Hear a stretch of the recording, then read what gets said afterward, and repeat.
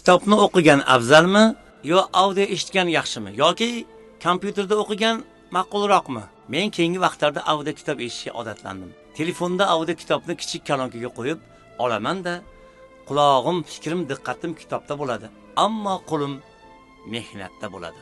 Afzalliklari: vaqtni tejaydi, mashinada, yo'lda, uy ishlarida eshitish mumkin.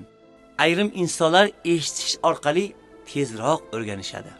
Kamchiliklari: xotirada kamroq saqlanishi mumkin. Olimlarning aytishicha, eshitilgan ma'lumotning bir qismi yo'qoladi. Chuqur tahlil qilish qiyin. Yozuv qaydlari yo'q. Qo'lda kitob o'qish, an'anaviy kitob. Afzalliklari: ma'lumot xotirada ko'proq saqlanadi. Miyada diqqat jamlanishi oson bo'ladi, chunki ekran nullari chalg'itmaydi. Ilmiy ishlarda ko'pgina olimlar shu usulni tavsiya qilishgan. Kamchiliklari: yorug'lik va jismoniy qulaylik zarur.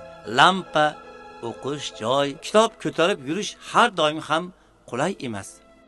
Kompyuter yoki telefonda o'qish, elektron kitob PDF afzalliklari: oson qidirish, uzoq qo'shish, izlash imkoniyati bor. Har doim qo'lda telefonda bir nechta kitob saqlash mumkin.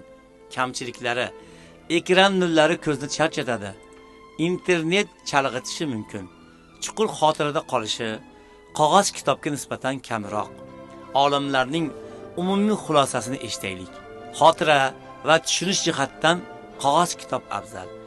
Vaqtni tejash va qulaylik jihatdan audio afzal. Ilmiy ish yoki izlanish uchun elektron kitob qulay.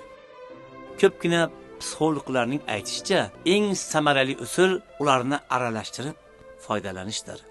Siz qay tarzda kitob o'qishni afzal ko'rasiz? Kommentariyada albatta izoh qoldiring.